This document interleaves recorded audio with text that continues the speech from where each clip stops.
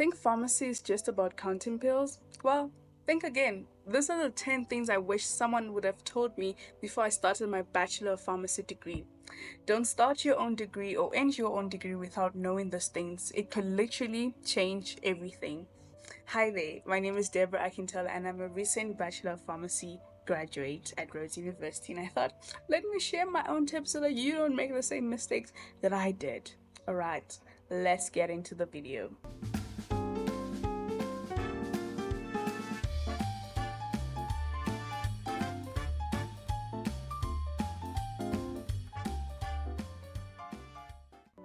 At number 10 is the fact that pharmacists don't just pick medicines.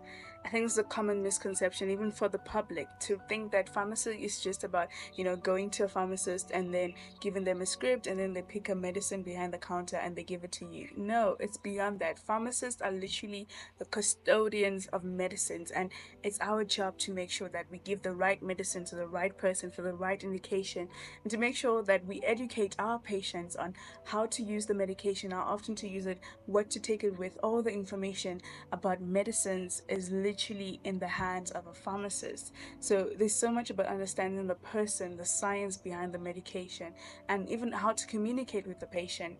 There's also room beyond retail. It's not just about, those, I don't want to name big brand names, but it's not just about the community pharmacies as you know them. There's also hospital pharmacists, there's industrial pharmacy, there's regulatory pharmacy, there's academia, there's research and development, there's clinical pharmacy, there's military pharmacy, there's veterinarian pharmacists, there are medical writers that are pharmacists. So there's so much wide scope of range that we as pharmacists can go into. And I didn't know this in my first year. So this is something that you need to know.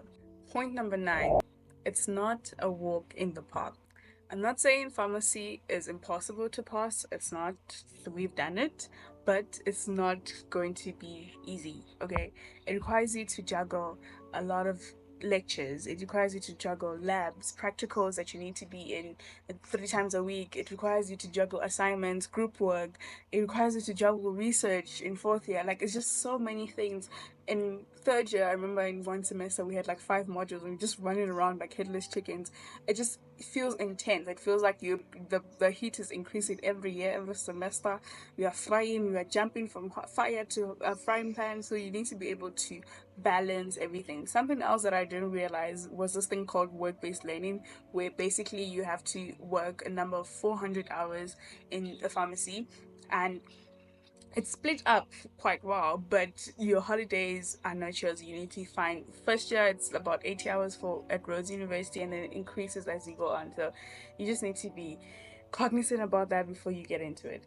Point number 8 is that you can switch paths. There were a lot of people in our streams that came from, nursing and engineering into pharmacy, and there are people that are studying pharmacy that, want to switch to medicine. So that's allowed. So you can always switch into other health-related fields, even if you want to leave pharmacy altogether and say, no, I want to become a dancer. Then I don't know how that links, but you can always switch. There's that flexibility that allows you to transfer the skills, the information, the knowledge that you know into other streams. Point number 7 is that you should be studying smart, not hard.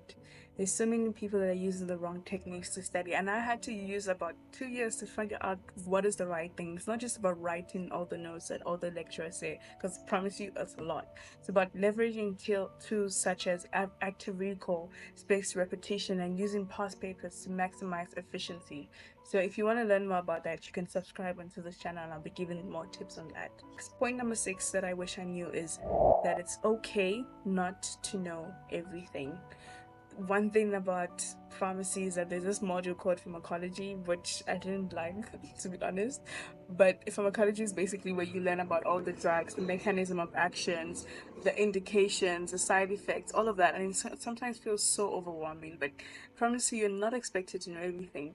It's about instead learning how to apply the information. It's about learning which information to know, and because drugs are always changing, there's always going to be a new drug on the market, but it's essentially learning the simple things, learning the simple mechanism of actions, and then adapting each information as you need to. Point number 5, this is very important, is to focus on who you are becoming.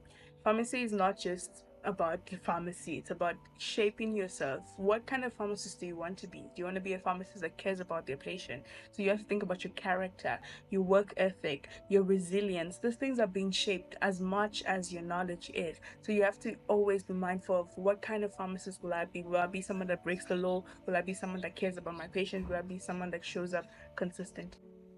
Point number 4 is to find a life outside of pharmacy. This was something that was very hard for me because I was very passionate and very dedicated and all of that, but I very quickly burnt out. So it's very important to prioritize self-care. It's very important to schedule breaks.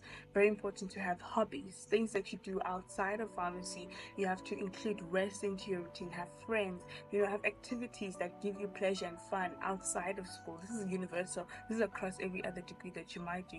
You have to ensure that the degree doesn't become the only thing in your life. You have to have other things that then, it gives you the energy to show up for pharmacy every day. So you need to have, the right escape. You need to have the right means of, expressing yourself outside of the degree itself. Point number 3 is to understand the cost that is involved. You need to understand that pharmacy is pretty expensive. It increases each year, and I think in my 4th year it was about 65K thereabout. And I'm also an international student. There were also extra costs and put on top of that. There's things like compendiums, there's things like SAMs, there's things like all those other things that you need to do outside of paying for the degree as well. So you need to be looking out for bursaries, you need to be looking out for funding.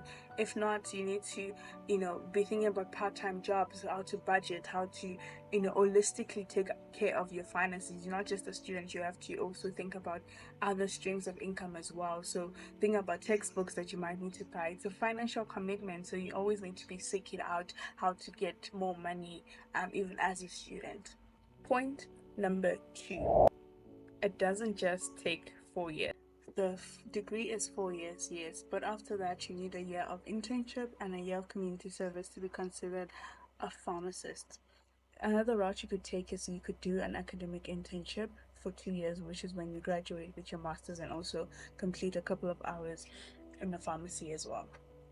Okay, point number 1 is that you need to be ready to adapt. Pharmacy is a degree that's always constantly evolving with new research, technology, and challenges. So you always need to be curious, even as a student, and you want to understand that you're making a difference, you're preparing to make a difference, and you're in a healthcare profession that really prioritizes the patient. So every class, every struggle, every late night study session is preparing you to potentially change your patient's life for the better.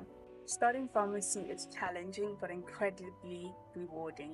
So I hope these tips help you prepare for the journey ahead. And if you haven't watched my video on 10 things I wish I knew before starting university, check it out on this link here.